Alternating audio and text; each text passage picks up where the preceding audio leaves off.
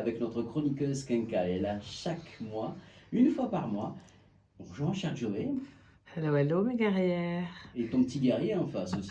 Et mon Charlie, bien sûr. Je suis Alors, désolée, j'ai la voix cassée. Aujourd'hui, on va parler relations à distance. Ça tombe bien puisqu'on en parlait plus ou moins. Ah ben non, en fait, T'as changé d'avis, c'est ça? en écoutant Martine, C'est pas vrai. Martine avec qui j'ai fait des soins, je confirme que vraiment il s'est passé des choses extraordinaires, parce que ça fait des années maintenant qu'on se connaît, que des passages dans ma vie qui n'ont pas été faciles. Eh bien, oui, je confirme qu'il y a vraiment quelque chose qui est, je sais pas, extraordinaire. D'ailleurs, quand tu parlais, j'avais les larmes aux yeux parce que, ben, voilà.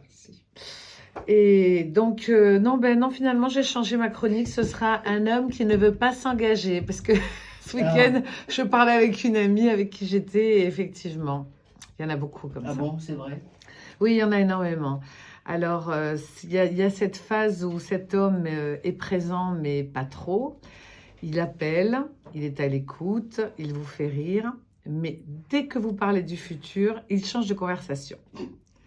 Alors, il y a plusieurs choses dues à ça. C'est peut-être parce qu'il vient de finir une histoire lui-même et qu'il ne veut plus de contraintes, parce qu'il veut garder en fait sa totale liberté et il ne veut pas avoir à faire d'efforts, ou en tout cas, il n'a plus envie d'en faire.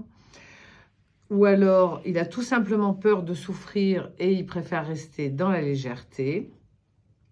Ou il a juste envie de s'étourdir parce que vous êtes un super coup et que tous les deux, ça fonctionne. Ah oui, pas de mal à se faire du bien, on le sait bien.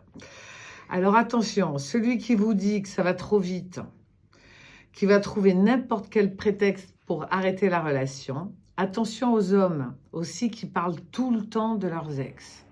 Et combien j'entends de discours comme ça, qui la critiquent, ou qui à l'inverse ne font que des éloges.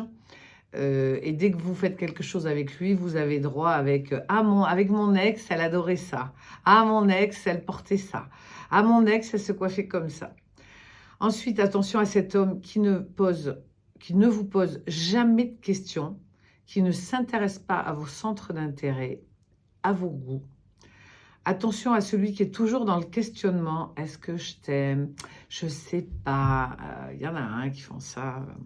Attention à celui qui est toujours en coloc avec sa femme. Ah, ça existe aussi. Ou soi-disant futur ex, hein, parce que c'est compliqué. Alors ça, c'est la phrase. Non, mais tu peux pas comprendre, c'est compliqué. Il y a les enfants, il y a les intérêts communs. Bon. Attention à celui qui n'est jamais disponible lorsque vous l'êtes vous-même. Il y en a beaucoup, dis donc. Hein. Oui, il y en a beaucoup. Ça fait peur. Oui, c'est compliqué à la cinquantaine, hein, le couple recomposé, enfin l'engagement surtout. Et alors celui donc qui est jamais disponible quand vous l'êtes, qui vous demande jamais vos créneaux, mais qui vous propose toujours les vôtres. Donc la vraie question à vous poser, c'est moi, qu'est-ce que je veux? Qu'est-ce que je veux? Parce que finalement, êtes-vous vraiment prête à un véritable engagement? Ou est-ce juste de la fierté de ne pas faire totalement chavirer son cœur? Parce que c'est vrai que c'est quand même un petit peu frustrant de voir qu'ils ne font pas devant vous. Alors pourquoi allez-vous toujours vers ce type d'homme? Ça, c'est une question à se poser. Avez-vous vraiment l'énergie de vous accrocher à quelqu'un qui ne veut rien construire avec vous?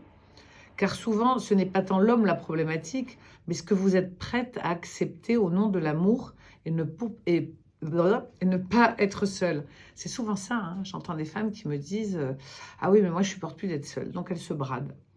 Alors, mes guerrières, vous n'êtes plus des stagiaires de l'amour. Vous méritez du vrai, du sincère et des relations bien claires et définies. Donc, cessez de vous brader.